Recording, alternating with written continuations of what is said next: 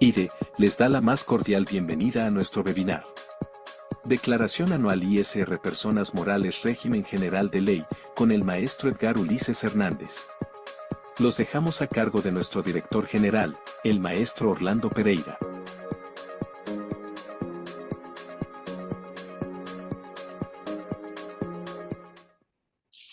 Pues bienvenidos a todos nuestros colegas que se han tenido a bien unirse a este webinar.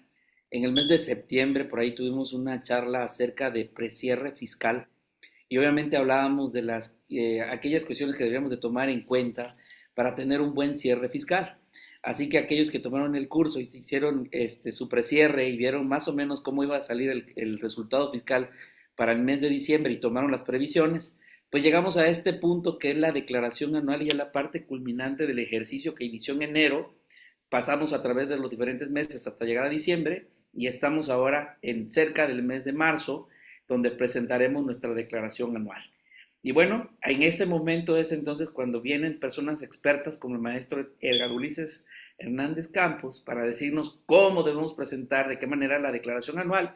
Y aunque pareciera algo que es muy trivial y que presentamos año con año, siempre cada ejercicio nos deja situaciones muy diferentes que debemos de tratar en la declaración anual y debemos de dejarlo bien plasmado para evitarnos cualquier situación por parte de la autoridad de sus facultades que pudiera ejercerlos por una mal declaración anual presentada o incluso de aquellos amigos, colegas que luego presentan sus declaraciones anuales en cero porque obviamente el tiempo se nos vino encima y luego vamos a corregir esa situación, ¿no? Y con esas situaciones yo creo que hay muchas de esas particularidades, ¿no, maestro Edgar? Sí, antes que nada, buenas tardes a todas y a todos. Bienvenidas, bienvenidos a este webinar, como comenta nuestro buen amigo Orlando. Y bueno, pues prácticamente yo creo, o parto de una base que tenemos que tener siempre muy en cuenta, el que en la época donde estamos, la autoridad fiscal, pues evidentemente ha evolucionado con la tecnología y prácticamente estamos trabajando siempre, pues ahora sí que estamos trabajando al día, es decir, lo que hacemos queda reflejado en el momento para las operaciones de los contribuyentes y obviamente para la autoridad. Entonces llega el momento donde hacemos una recapitulación de todo lo que se hizo durante el ejercicio y es precisamente con lo que terminamos un ejercicio fiscal que es la declaración anual. Algo que no es menos importante y que hay que comentarlo, es que yo creo, bueno, no creo, estoy convencido que hoy por hoy tenemos que ser eficientes en hacer las cosas en el momento en que se deben de hacer, porque ¿qué sucedería o qué sucede si hoy, por ejemplo, estamos en febrero y me doy cuenta que no facturé un ingreso de febrero, pero del año pasado? O sea, ¿qué voy a hacer? Porque yo facturo hoy con fecha de febrero 2024, pero el timbrado de la factura aparece hoy, entonces empezamos a tener esos problemas de empate de comprobantes y acuérdense que la vida fiscal de los contribuyentes evolucionó cuando nace el CFDI. Entonces tenemos que hacerlos más eficientes, es una realidad, no porque no se pueda y no porque sea imposible, simplemente porque la inercia del tiempo con la tecnología del contribuyente y la tecnología de la autoridad pues empatan. ¿Cómo ves? Así es, maestro. Y de hecho, miren amigos, este webinar es simplemente una pequeña muestra de lo que vamos a ver el 13 de febrero de 9:30 a 1:30 con el maestro Edgar Ulises. Y yo les recomiendo, amigos, que si ya están en el tema de que hicieron su precierre y tienen alguna duda perfecto de la declaración anual, yo les recomiendo que sus preguntas ya las tengan elaboradas y listas para realizársela al maestro Edgar Ulises. Webinar vamos a platicar más o menos por alrededor de 7 puntos muy general sobre el tema que vamos a ver precisamente de manera muy específica en el taller de declaración anual de personas morales del régimen general de ley y por ahí veremos algunas situaciones de reciclo.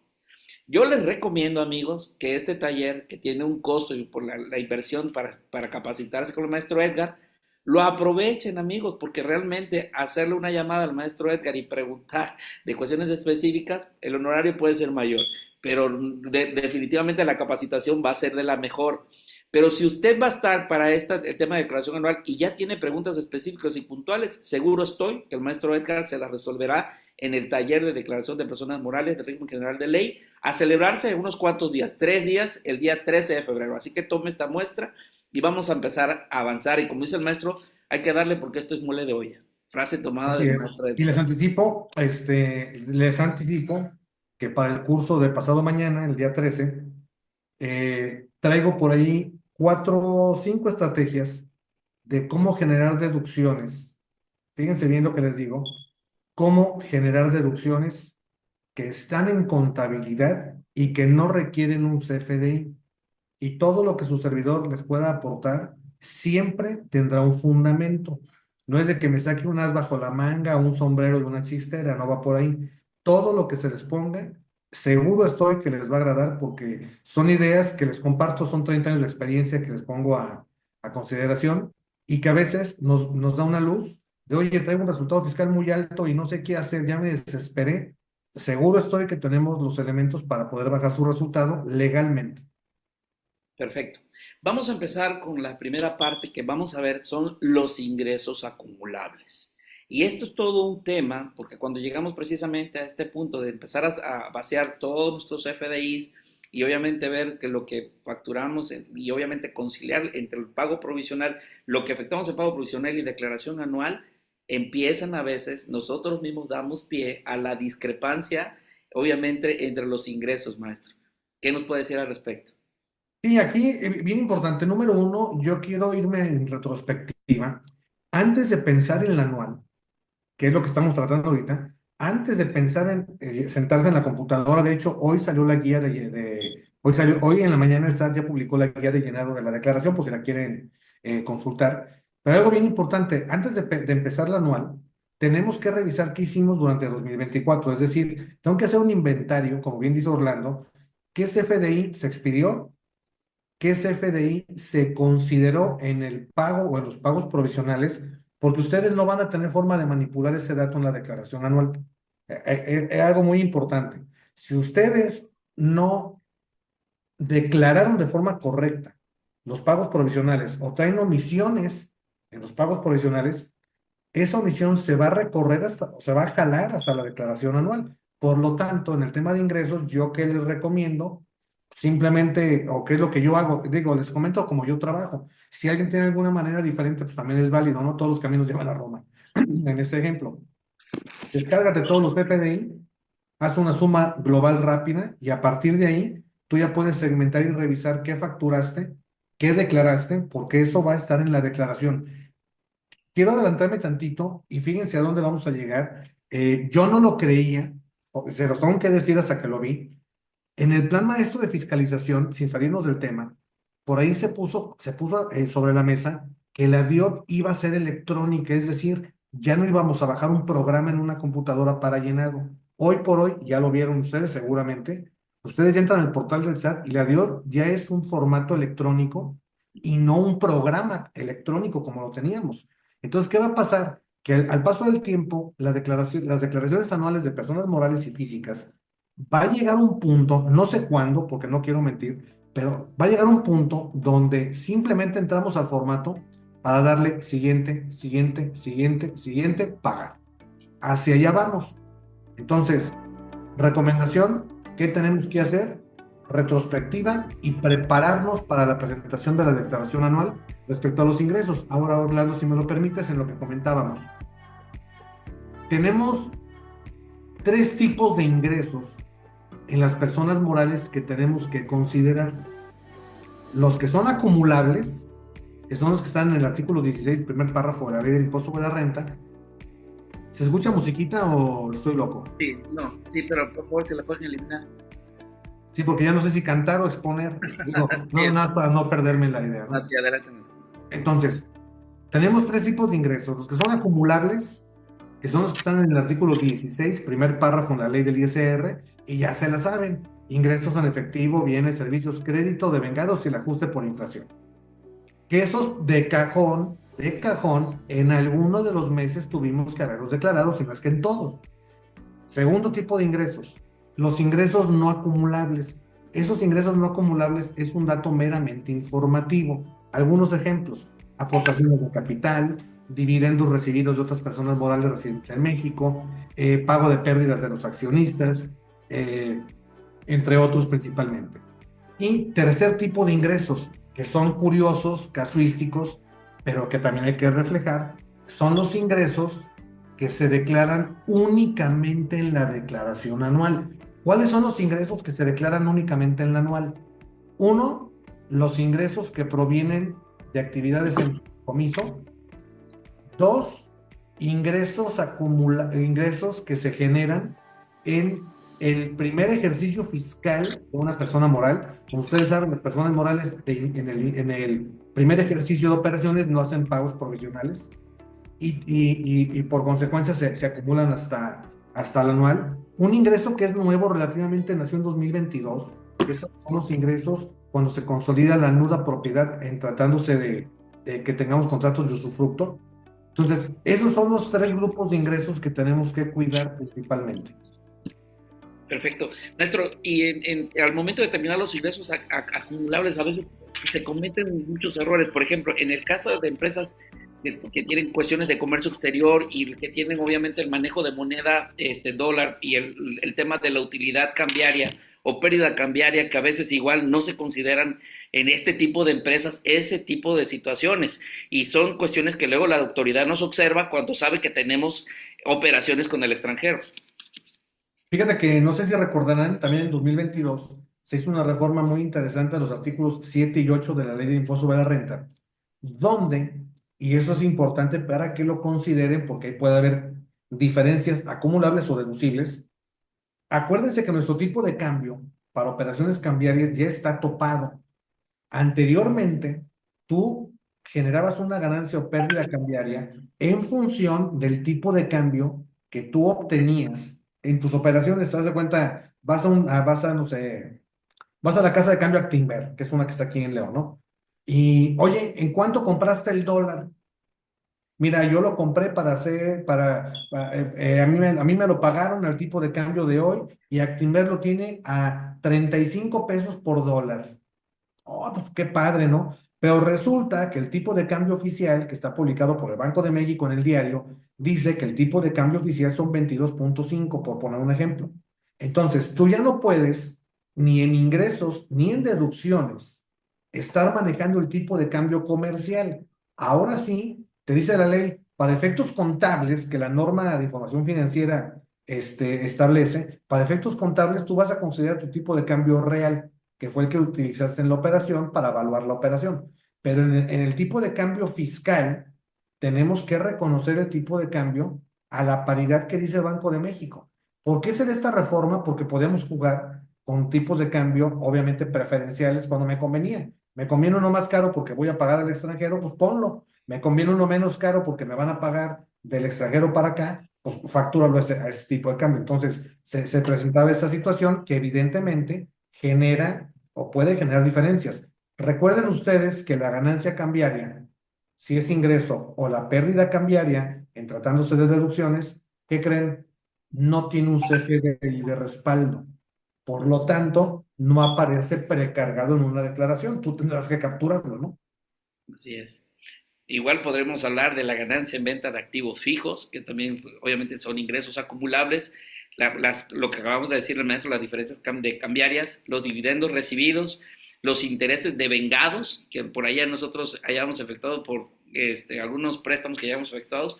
Y pues bueno, son cuestiones que nosotros debemos de tomar en cuenta para obviamente los ingresos acumulables. Maestro, pasemos al tema de los ingresos no acumulables. De hecho, ya lo había mencionado ahorita actualmente. Se habla también en el artículo 16 acerca de aquellas pérdidas que los accionistas pagan, ¿no? Obviamente por parte de las personas morales, que eso es muy común cuando tenemos una empresa en pérdida y nosotros lo pagamos. Y eso obviamente se considera un ingreso no acumulable. Pero tenemos que informarlo, maestro. Sí, y fíjate algo muy interesante. No les quiero decir que lo hagan, no quiero decir que lo hagan, nada más analícenlo, ¿verdad? Tenemos que partir siempre, perdón, tenemos que partir siempre del principio de legalidad. Eso es bien importante. ¿A qué voy con esto? Hay dos ingresos no acumulables que vamos a llegar matemáticamente al mismo resultado, pero jurídicamente no es lo mismo. ¿A qué voy? Imagínense que yo traigo una pérdida de 1 millón de pesos y traigo un capital social de 1 millón de pesos. Capital 1 millón, pérdidas de 1 millón. Mi capital contable es cero, si estamos de acuerdo, ¿va? 1 millón de capital menos 1 millón de pérdidas, capital contable cero. Oye, Edgar, no podemos estar en ceros. ¿Qué tenemos o qué podemos hacer? Primero, ustedes pueden hacer una aportación de capital. Esa aportación de capital implica un acta de asamblea, implica una reestructura de la composición accionaria, porque aumenta el capital, pues evidentemente aumentan las acciones que se deben de emitir. Una cosa es que no lo hagan y otra cosa es lo que debemos de hacer. Si se portan bien, en el curso les voy a regalar un formato para que hagan sus acciones. Si se portan bien y van al curso, ¿va? Y dos, una aportación de capital no puede hacerse en efectivo si rebasa 600,000 pesos. Algo importante. Oye, Edgar, pero es que en tu ejemplo traes un capital de 1 millón y pérdidas de 1 millón. Si los accionistas llegan y de buena voluntad se les ocurre aportar el millón en efectivo, entiendes, en efectivo, monedas y billetes, pues sí, el banco te lo va a recibir, pero se lo tienes que informar al SAT. Si no se lo informa, se convierte en ingreso acumulable y te cuesta el 30%. ¿Por qué? Porque ese ingreso acumulable pues, no tiene costo, entonces va al 30%. ¿Qué sucedería, como dice Orlando? Oye, Edgar, traigo un capital social de 1 millón, pérdidas de 1 millón. ¿Qué pasaría si llegan los accionistas y pagan esa pérdida? O sea, es decir, le meten el millón de pesos a la empresa pagando esa pérdida. ¿Lo podrán hacer en efectivo o no? ¿Qué opinan?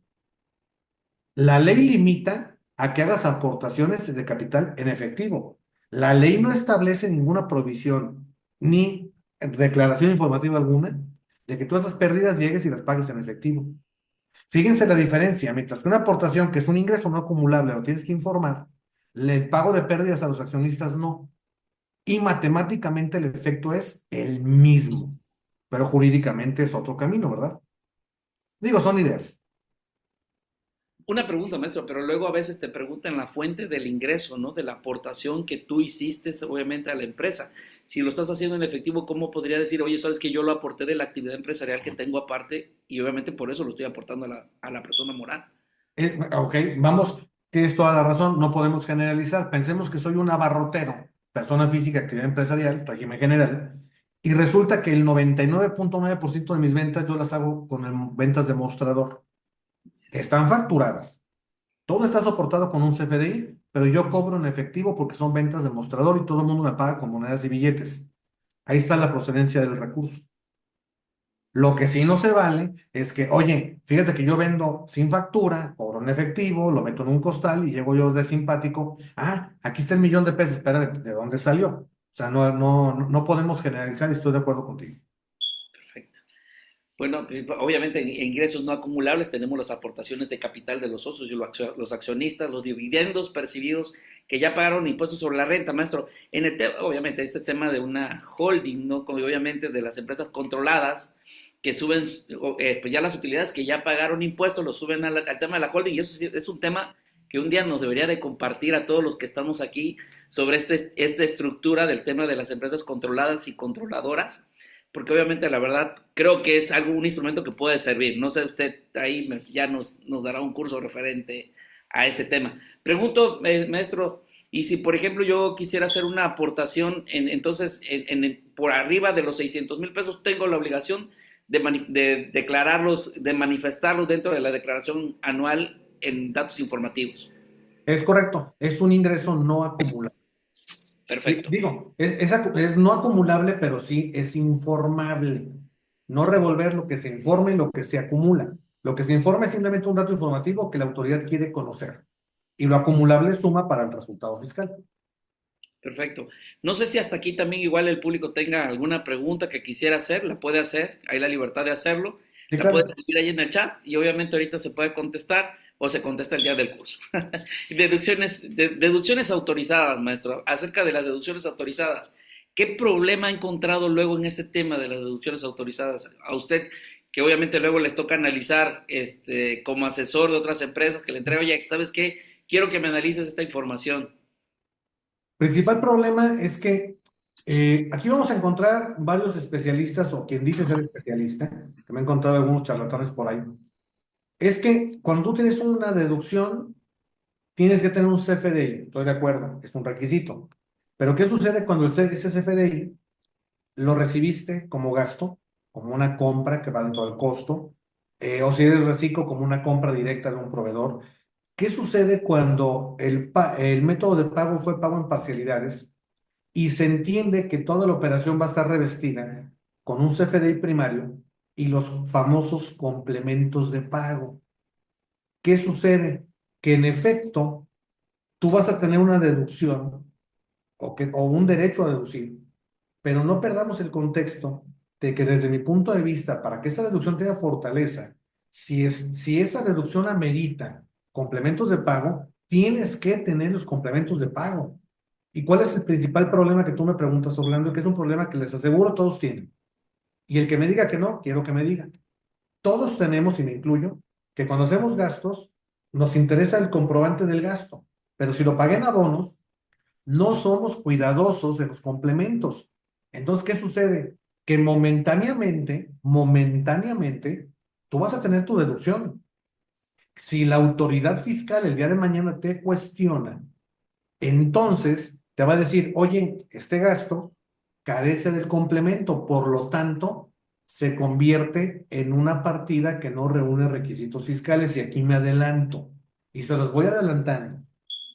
Muchachas, muchachos, jóvenes ilustres, entiendan, por favor, la diferencia entre un gasto que no reúne requisitos fiscales a un gasto no deducible. No es lo mismo, y los efectos fiscales tampoco.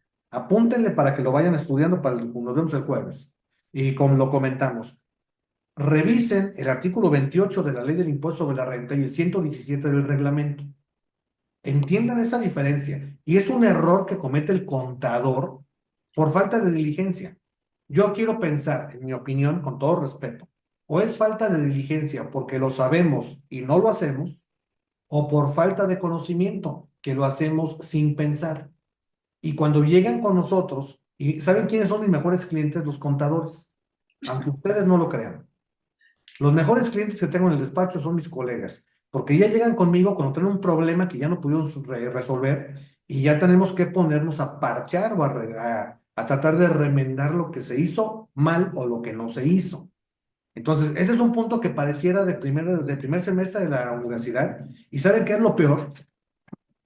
Que en las escuelas no lo enseñan. Yo tengo dando clase 25 años, ya ahorita nada más doy clase en maestría por cuestión de tiempo, pero cuando yo daba clases de contabilidad hace 25 años, contabilidad uno, siempre enseñé a los alumnos a distinguir gastos que no reúnen requisitos a gastos no deducibles. Y me adelanto porque es un dato que van a tener que declarar en la declaración anual, que la CUFIN, que ya hablaremos de eso en el curso, cómo se integra, qué suma, qué no suma, por qué sí, por qué no, etcétera.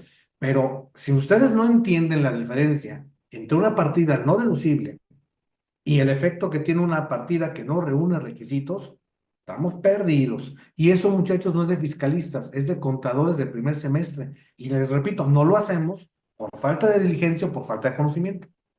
Perfecto. Maestro, veremos también el tema del ajuste por inflación. Luego, Ah, ¿no? sí. Ese es otro tema, en el tema de las deducciones, porque luego empezamos a considerar conceptos que no juegan para efecto del ajuste por inflación. Y eso es muy importante, colegas, que estamos aquí. Si obviamente vamos a ver, a hacer el cálculo del ajuste por inflación, pregunten si tal concepto juega o no, para que obviamente pues tengan una determinación exacta para efecto de la deducción. ¿Te pongo un ejemplo? Dalo. Ajuste por inflación. Créditos, deudas, deudas, créditos. Si los créditos son mayores que las deudas, el ajuste es deducible. Si las deudas son mayores que los créditos, el ajuste es acumulable. Ah, Edgar, eres un genio, no más tantito. Pero ojo, a ver, una de las partidas que yo no sé quién les dijo que se mete el ajuste por inflación en créditos y deudas, porque juegan ambas bandas, los anticipos a proveedores y los anticipos de clientes. Yo no sé quién les dijo. Es que se deben de meter. No, ¿por qué no? Acuérdense de las definiciones, muchachos. El artículo 45, primer párrafo de la Ley del Impuesto sobre la Renta te dice, son créditos todas las cantidades a favor de la empresa en numerario. Numerario. Oye, Edgar, ¿qué es el numerario? Dinero. Así de simple. Entonces, si yo a un proveedor le doy una lana, o sea, le doy dinero, el proveedor a mí no me regresa dinero, a mí me va a regresar un producto, un servicio, un bien, una mercancía. Por lo tanto, el ajuste por inflación en los créditos, no metan el anticipo proveedores, por Dios. Ahora, caso contrario.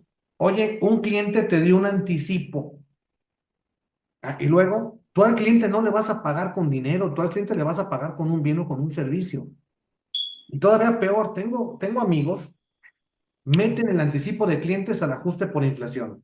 Oye, estás duplicando el efecto de los ingresos porque el anticipo a clientes ya es un ingreso acumulable. O sea, ¿cómo le vas a pagar al fisco por lo mismo dos veces? En el ajuste inflacionario y además la acumulación directa. Y todavía peor, acuérdense que si yo le meto como ingreso el anticipo a clientes, que es como debe de ir, pues ahí tengo un efecto en el coeficiente de utilidad. Entonces imagínense duplicar el efecto ahora, ahora, además de que ya lo acumulé como ingreso, acumularlo en el ajuste inflacionario, pues ¿quién les dijo? Nada más es cuestión de leer la ley, como siempre les digo, con calma, paciencia y prudencia. Se dan cuenta, amigos, lo que vamos viendo y apenas nada más estamos viéndolo por la parte superflua. Así que si usted por ahí ya empezó con el cálculo de la declaración anual y tiene duda en algún concepto para efectos del ajuste inflacionario, ahí está el maestro Edgar Ulises que le puede contestar. Maestro, otras más. Aquí mismo todavía en deducciones. La depreciación y amortización de activos fijos. Ah, buenísima, buenísima. Le voy a Miren, poner una, a yo para ver, que me la diga. A veces dices, oye, ¿sabes qué? Por ejemplo, acabo de comprar una motocicleta. Y dicen muchos, no, equipo de transporte. Pero pues una motocicleta realmente a veces no te demora, pero ni un año y medio, 2 años, dependiendo del giro que tengas, ¿no? Y la cuestión es, ¿vamos a esperarnos o qué vamos a hacer con ese? ¿Con qué tratamiento le damos, maestro? para empezar, yo les quiero hacer una pregunta a todas y a todos los que están aquí. Y contesten, pues estamos platicando, es una plática de amigos, no es examen. El examen, pues va en las escuelas y hay que el maestro te califique. Aquí estamos platicando. ¿A qué tasa se deduce una motocicleta? Escríbanlo en el chat, yo aquí los veo. Si alguien quiere abrir micrófono, pues adelante. ¿Alguien quiere preguntar? Le podemos abrir el micrófono. ¿Contestar? ¿Quién quiere contestar? ¿A qué tasa se deduce fiscalmente una moto? Sin miedo, sin miedo.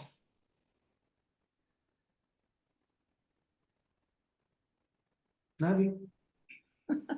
Nadie se anima. Fíjense, lo que les estoy hablando es muy curioso. Y aquí les voy a dar un anticipo de una estrategia fiscal financiera.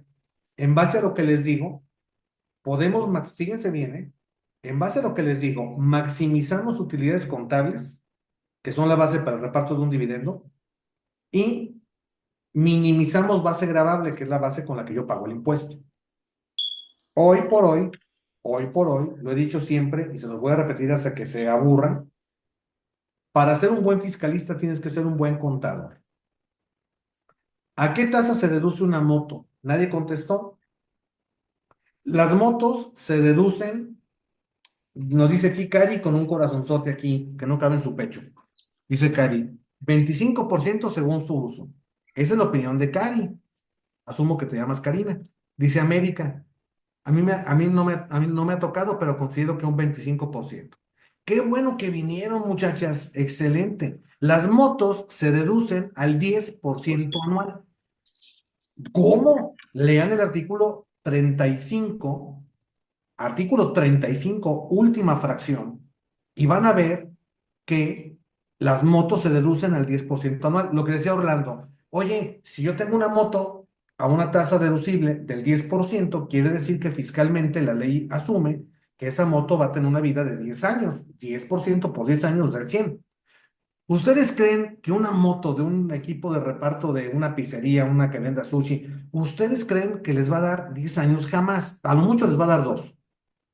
Oye, Edgar, pero es que fiscalmente yo tengo una vida útil fiscal de 10 años y en dos años, la moto, en 2 años ya no jala, ya no sirve, ya se acabó. Me quedaron fiscalmente 8 años pendientes por deducir. El artículo 31, párrafo 6 te dice, cuando un activo deja de ser útil para obtener ingresos, deducen en ese ejercicio la parte aún no deducida. Entonces, si la moto costó 100,000 pesos y ya perdí 2 años, ¿cuánto me queda? 80,000 pesos que puedes hacer deducibles en ese ejercicio, lo cual nos lleva a reflexionar como contadores qué tanto conoces los activos fijos de tus clientes. Ahora, también en el mismo sentido, oye, Edgar, compré una computadora el 30 de noviembre de 2024. ¿Cuándo comienzas a deducir? ¿2024? A lo mejor bueno, yo diría, pues, ¿para qué en 2024? Mejor empieza el ejercicio siguiente. Tú tienes esa opción. Si se portan bien, traigo una buenísima para rebajar tasas de deducción de inversión, sacándole un beneficio fiscal, ¿eh? Aunque parezca contraproducente, pero pueden bajar tasas de deducción de activos y van a tener un beneficio fiscal mucho mayor. ¿Mm? ¿Cómo Ah, cómo ves? buenísima. Pero ahí viene otra más todavía. Échale, Costo tú de échale. venta, costo de venta, maestro. Que es el 80% de la deducción más importante. Vamos a hablar de empresas que obviamente que comercializan productos. Costo de venta, amigos. Ojo. Pues aquí nomás les pregunto, ¿cuántos de los que estamos aquí somos expertos en costos? Porque, miren, voy a hacer un ejercicio rápido mental, ¿eh? Recuerden sus clases de costos. Y esto es una planeación fiscal que tenemos que hacer como contadores. Acuérdense que hay costos históricos y hay costos predeterminados. Acuérdense también que hay costeo directo y hay costeo absorbente. ¿Cuál es la diferencia? La diferencia matemática es ninguna. El costo de venta para efectos contables y fiscales, grábense esto. Si yo escojo un camino o el otro, nos va a dar lo mismo. Nos va a dar lo mismo. Y ustedes van a decir, entonces si nos da lo mismo, ¿por qué aplicas uno? ¿Por qué aplicas otro? Matemáticamente o numéricamente nos da lo mismo. El tema central es en qué momento, esto es planeación contable y fiscal, en qué momento considero la deducción contable y fiscal del costo. Si yo me voy por costo absorbente, pues simplemente lo que tengo de los elementos del costo lo divido entre unidades y ese es mi costo de venta y ya. Pero cuando yo tengo costeo directo, separo costos, yo separo gastos fijos o costos fijos de costos variables. Acuérdense que el costo fijo va al costo de producción, el costo variable va a resultados directos, eso va al gasto. O sea, fíjense la diferencia. Si yo me voy a un coste absorbente, voy a deducir conforme vaya vendiendo, porque es lo que marca la norma, artículo 43 bueno, con 39 al 43 de la ley. Pero si yo me voy con costeo directo y separo gastos fijos de variables, el gasto variable, su nombre lo dice, es gasto, eso va a resultados directos. O sea, fíjense, matemáticamente va a dar lo mismo. Hagan la proyección, hagan el ejercicio, yo lo he hecho miles de veces. Pero no es lo mismo deducir hoy 100 pesos que deducir 100 pesos en 3 años. ¿Dónde necesitas la deducción? ¿En qué ejercicio? Nada más que los contadores, con todo respeto, somos flojos. Es la realidad, somos flojos. No le queremos invertir un poquito más de tiempo. Y a veces me contestan mis colegas, Edgar, no le invierto más tiempo porque los clientes no lo pagan. ¿Sabes por qué no te lo paga el cliente? Porque no le haces valer tu trabajo en lo que se está ahorrando. O sea, al cliente le da lo mismo pagarte más que no pagarte porque no le ofreces algo diferente. Digo, yo lo veo con un producto. Si yo voy al tianguis y veo dos puestos para comprar una camisa y la misma camisa en el puesto uno vale 1,000 y la misma camisa en el de al lado vale 800, pues si voy a comprar lo mismo voy a pagar lo más barato. Eso es sentido común, aunque sea el menos común a veces. Pero si yo como contador le ofrezco a un cliente algo que no le ofrece el de al lado, les aseguro que el cliente, aunque tenga que pagar poquito más, te contrata porque estás dándole a entender el beneficio. No creo que un cliente sea tan tonto, con todo respeto, de no contratar la mejor opción. No creo, ¿eh?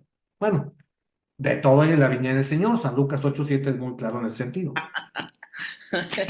Ok, amigos, declaración, el taller de declaración anual de personas morales de régimen general de ley no es solamente llenar un aplicativo, sino obviamente van a tener un asesor que les va a decir cómo poder darles ciertos tratamientos que ustedes no saben.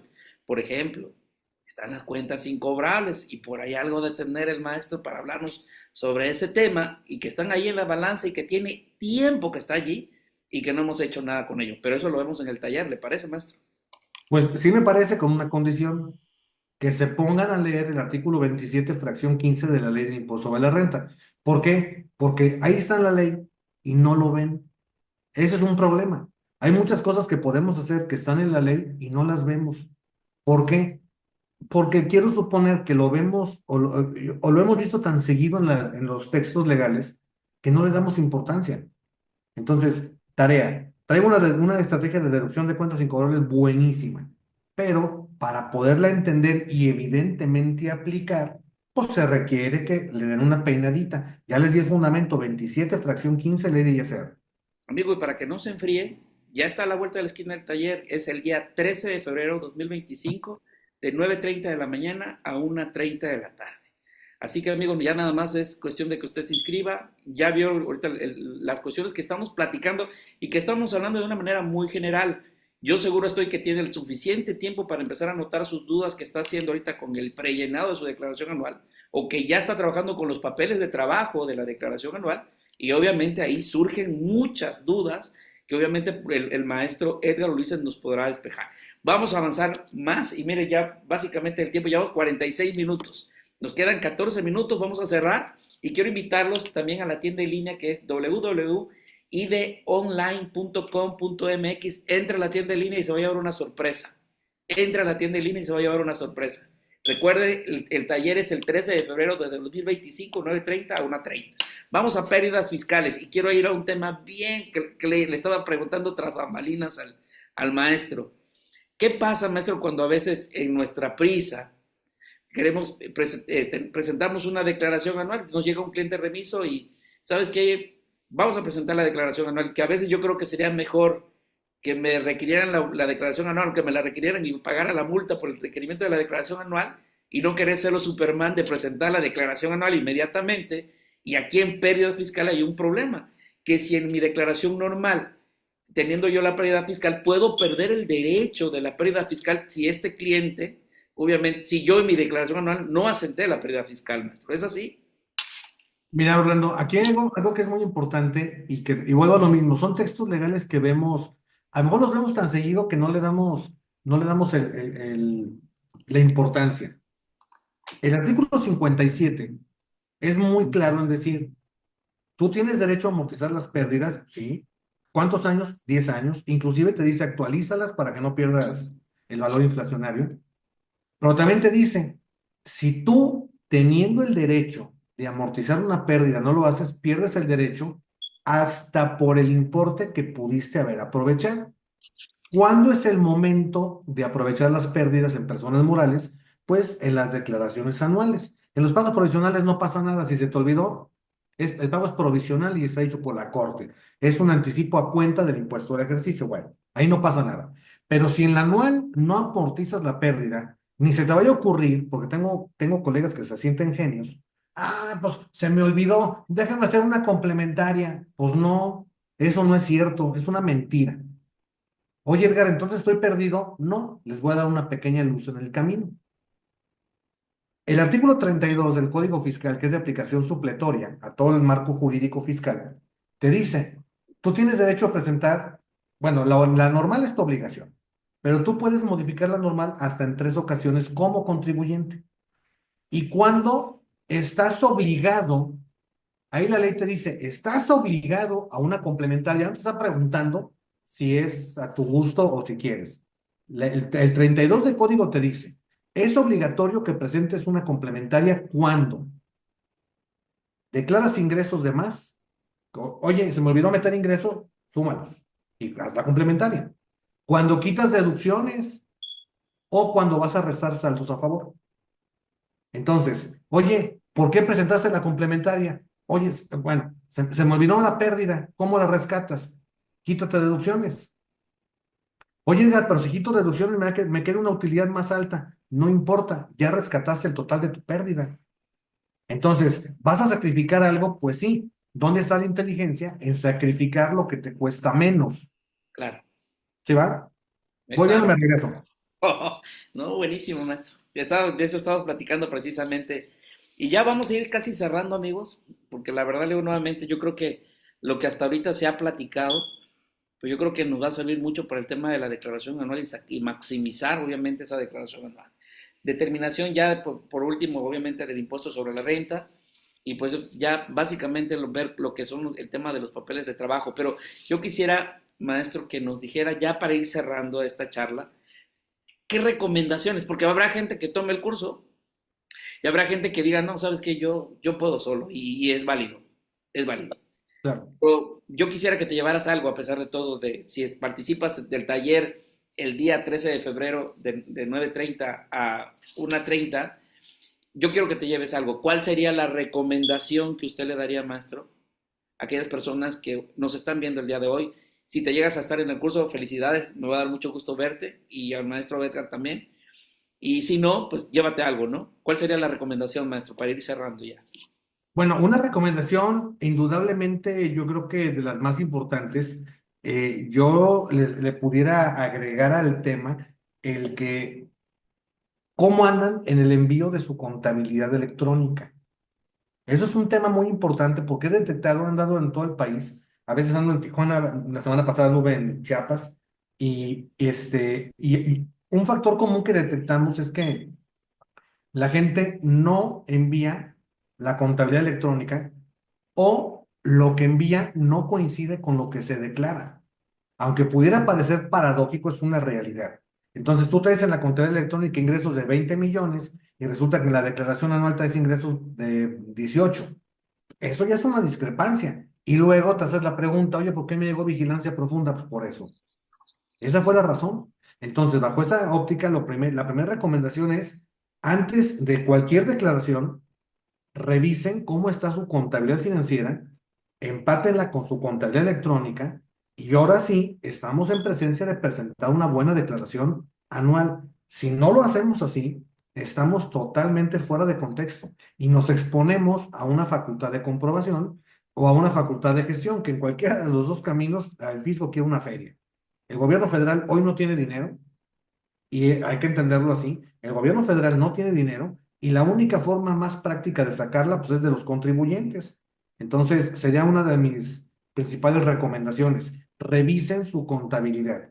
Una buena contabilidad trae aparejada una buena declaración. Ok, yo sí quisiera decir algo más. Por favor, no pongan cero en Cufín, por Dios. Calculen la Cufín, eso es castigar básicamente a los accionistas, pero es que lo he visto, maestro. Adelante. Déjate la COFIN. ¿Cómo son personas morales si le ponen cero a la cuca? Por Dios. A ver, la COFIN te la compro, mira, traes pérdidas y no hay COFIN. Está bien. Y es un sacrificio que hacen incorrecto, está bien. Es un error garrafal, de acuerdo. Pero por Dios, ¿cómo le ponen cero a la cuca? Todas las empresas o todas las personas morales tienen capital. Aunque sean los 50,000 pesos que ya no existen como obligación legal, todas las empresas tienen capital. Y luego lo que resulta más contradictorio, le ponen cero a la cuca, pero en el balance que presentamos en el anual, capital social 1 millón, cuca cero. Pues hay que ser congruentes, no hay que ser genios, ¿va? Hay que ser congruentes. Ahora, son cálculos de sumas y restas. Tú dijeras, oye, es un cálculo para calcular el costo promedio de las acciones, que tiene más ciencia, te la compro, pero son sumas y restas. Por Dios, no dejen de hacerlo. Perfecto, maestro. Amigos, pues hasta aquí llegamos en el tema del webinar. Como se dan cuenta, el taller no es un taller para cómo puede usted llenar el aplicativo de la declaración anual, eso está mucho más allá de eso. El taller básicamente va a versar sobre estos temas, estrategias, situaciones que usted tal vez tiene duda de cómo presentarlo y aquí tendrá la persona que le va a ayudar a cómo disipar esa duda. Yo lo invito, de verdad lo invito al taller de declaración anual de personas morales de régimen general de ley y por ahí además, lo que estaba platicando maestro, veremos algunas cuestiones de reciclo para aquellas personas que tienen también sus regímenes simplificados de confianza, que obviamente pues, al entender el tema del régimen general de ley, por ahí se verán algunas situaciones del reciclo. Amigos, pues hasta aquí ya llegamos. Yo creo que ha sido muy productiva, casi una hora nada más charlando y obviamente ese día lo van a ver de manera específica. De una vez, saquen sus preguntas, saquen su acordeón, señores, aprovechen al maestro Edgar, una de las personas que obviamente más visita yo creo el país. Ahorita precisamente decía, lo veía en Tuxtla Gutiérrez, platicaba con él, va a estar ahorita en Morelia, así que Mañana. mañana y pasado mañana va a estar con usted. Así que amigos, yo les invito por favor al webinar, yo creo que van a obtener un buen conocimiento que les ayudará para efectos de su declaración anual. No sé si quiera decirnos algo, maestro, y pues Pues nada después. más esperarnos el día jueves. Yo esperaría, hoy tuvimos tuvimos 60 participantes, réstale 3, 4 del staff y tu servidor. Pues yo creo que con que nos acompañen unas 50 personas se pueden llevar buenas ideas. Si fueran más, pues mejor va. Bueno, maestro, y si nos puede regalar algunas cuestiones de papeles de trabajo, la verdad lo vamos a agradecer. La verdad que luego apoya mucho el trabajo. Mira, vamos a una cosa, no lo tenía contemplado, amigo mío, pero con todo gusto, al que se inscriba al curso, le regalo los papeles de trabajo para su declaración. Van de cortesía de parte del despacho. Muchas gracias, maestro. O sea, bueno, amigo, como siempre, del Instituto de Desarrollo Empresarial. Pues amigos, despedimos este webinar. Espero que haya sido productivo para usted, no de su agrado. Productivo, amigo, productivo. Porque la verdad, mire, yo he visto clientes que se han perdido de verdad por ponerle un cero Cufín en Cuca y cuando llega con otro contador que obviamente es meticuloso y lleva bien el cabo, oye, ¿por qué presentó tu contador esto? Y adiós mundo cruel con tu cliente. O sea, no pierdas clientes por cosas que no valen la pena. Pues amigo, pues nos despedimos de este webinar. Muchas gracias por tu atención. Maestro, arriba el León. Arriba la fiera. A ver si este año nos hacemos campeones. ¿Lo dudas? Vamos Vamos por a ver, vamos a ver, vamos a ver. Bueno, maestro, Nadie le a la mando un América. abrazo. ¿Sale? Hasta Gracias. pronto. Hasta pronto. Saludos a todos. Chao. Bye. Bye. IDE agradece su participación y compromiso para seguir capacitándose. No olvide seguirnos en nuestras redes sociales.